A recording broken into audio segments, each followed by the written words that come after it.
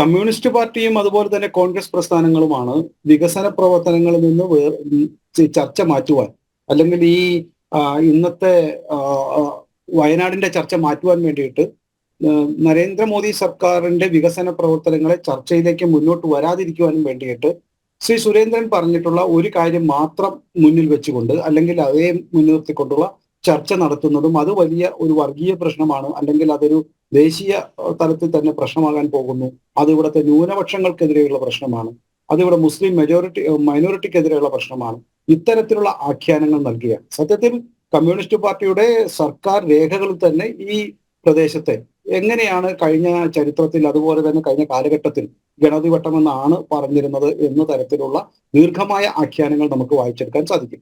രണ്ട്, ഇത് സുരേന്ദ്രൻ മാത്രമല്ല ആദ്യമായിട്ട് പറയുന്നത്, അവിടെ ധാരാളം പേർ അത്തരത്തിലുള്ള ആവശ്യങ്ങൾ ഉന്നയിക്കുന്നു. ജനങ്ങളുടെ ആവശ്യം അദ്ദേഹം മുന്നോട്ട് വെക്കുകയാണ് സത്യത്തിൽ അവിടെ ഉണ്ടായത്. അടുത്ത പ്രധാനപ്പെട്ട കാര്യം, ഇത് BJP ആദ്യമായിട്ട് ഉന്നയിക്കുന്ന കാര്യമല്ല. ഇവിടെ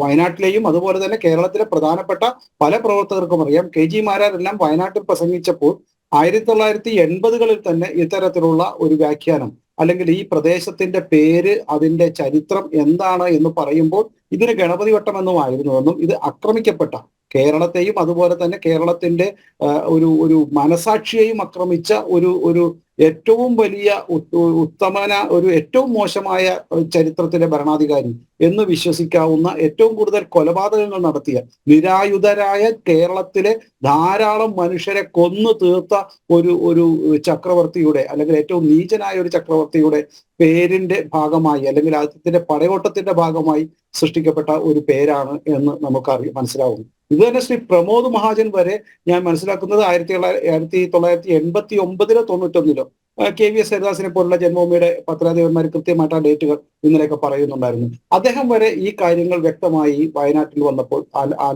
പറയുകയും ഇത്തരത്തിലുള്ള മാറ്റങ്ങൾ അവിടുത്തെ ജനങ്ങൾക്ക് കൂടുതൽ ഈ വയനാടിന്റെ ചരിത്രബോധത്തെയും അതുപോലെ തന്നെ വയനാട്ടിലെ ജനങ്ങളുടെ ജീവിതവൃത്തിയും, അതുപോലെ അവർ കാലാകാലങ്ങളായി അനുഭവിച്ചു വന്നിരുന്ന സാംസ്കാരിക തനിമയുടെയും എല്ലാം വലിയ വർണ്ണാശബളമായ ചിത്രം പുറത്തേക്ക് വെക്കുമെന്നും വിശ്വസിച്ചുകൊണ്ടാണ് ഇത്തരത്തിലുള്ള ഒരു ആവശ്യം ശ്രീ സുരേന്ദ്രൻ ഇവിടെ ആവർത്തിച്ചത്.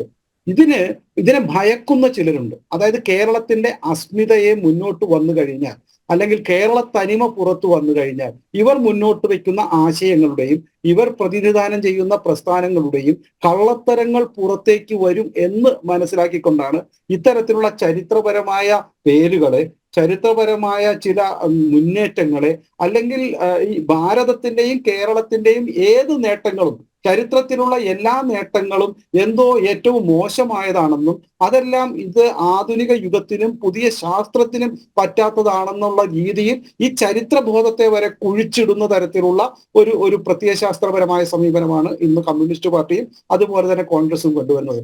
കോൺഗ്രസ്സുകാരെ സംബന്ധിച്ചിടത്തോളം എനിക്കിത് മനസ്സിലാകാത്തത്, അവർ ചരിത്രത്തിൽ ഇത്തരത്തിലുള്ള പല തെറ്റുകൾ ചെയ്തിട്ടുണ്ടെങ്കിലും അത് തിരുത്തപ്പെടുകയും ചെയ്തിട്ടുണ്ട്. ഇപ്പൊ നമുക്കറിയാം, മഹാരാഷ്ട്ര ഗവൺമെന്റ് ഒക്കെ they have been change several names. ഇപ്പൊ ലാസ്റ്റ് തന്നെ അവർ ഒസാമാബാദിനെ എല്ലാം മാറ്റിയിരുന്നു, അവർ അത്തരത്തിലുള്ള പേരുകൾ മാറ്റിയിരുന്നു. കേരളത്തിലും ഇത്തരത്തിലുള്ള പേരുകൾ മാറ്റം ധാരാളം നടന്നിട്ടുണ്ട്. ഇപ്പോ ഞാനിരിക്കുന്ന കൊച്ചിയുടെ കാര്യമായാലും തൃശ്ശൂരായാലും തിരുവനന്തപുരം ആയാലും എല്ലാം ഇത്തരത്തിലുള്ള പേരുകൾ മാറ്റം ധാരാളം കേരളത്തിൽ നടന്നിട്ടുണ്ട്.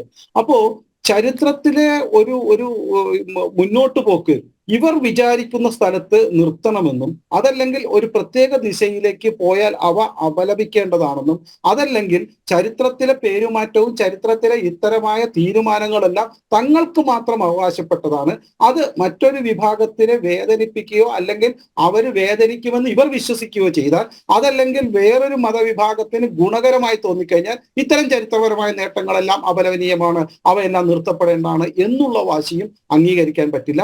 ചരിത്രത്തിൽ എന്താണോ പേര്, അത് അവിടുത്തെ ജനങ്ങൾ ആവശ്യപ്പെട്ടാൽ, ജനങ്ങൾക്ക് മനസ്സിലായാൽ തീർച്ചയായും ജനങ്ങൾ ആവശ്യപ്പെടും.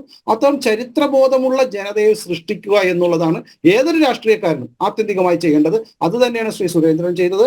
കേരളത്തിന്റെ ചരിത്രം പുനരാഖ്യാനം ചെയ്യേണ്ടി വരും. കേരളത്തിന്റെ ചരിത്രം എന്താണെന്നും നമ്മളുടെ പൂർവികർ എന്താണ് ചെയ്തതെന്നും അവർക്ക് എത്രത്തോളം ശാസ്ത്രബുദ്ധിയും എത്രത്തോളം കഴിവും ഉണ്ടായിരുന്നുവെന്നും, അവർ സ്വാതന്ത്ര്യ സമരം, ഞാൻ മനസ്സിലാക്കുന്നത് കേരളത്തിലെ പല സ്വാതന്ത്ര്യ സമര സേനാനികളെ, കേരളത്തിൽ ആദ്യമായി ബ്രിട്ടീഷുകാരനെതിരെ തോക്കുകൊണ്ട് പോരാടിയ മലയാളത്തിലെ ആദ്യത്തെ രക്തസാക്ഷിയെ, ഏറ്റവും വലിയ തീവ്രവാദിയെ, സ്വാതന്ത്ര്യ സമരത്തിലെ ഏറ്റവും ആദ്യത്തെ തീവ്രവാദിയെ, അവരെ വരെ നമ്മൾ മറന്ന ചരിത്രമുണ്ട്. അതുകൊണ്ട് ഇത്തരം ചരിത്രത്തെ മുഴുവൻ പുതിയ ജനങ്ങൾ അല്ലെങ്കിൽ പുതിയ ചെറുപ്പക്കാർ അവർ കണ്ടെത്തുകയും അവർ അത്തരത്തിലുള്ള പുതിയ മുന്നേറ്റങ്ങൾക്ക് സാക്ഷ്യം വഹിക്കുകയും ചെയ്യുമ്പോൾ ഞാൻ വിശ്വസിക്കുന്നത് ഇത്തരത്തിൽ സുരേന്ദ്രൻ മുന്നോട്ട് വെച്ചിട്ടുള്ള പേരുമാറ്റങ്ങൾ അതിനൊരു ദിശാസൂചികയാണ്. ഒരു സംശയവുമില്ല, കേരളത്തിന്റെ ചരിത്രം പുനരാഖ്യാനം ചെയ്യുകയാണ്, വീണ്ടും പുനരെഴുതപ്പെടുകയും കൂടിയാണ്.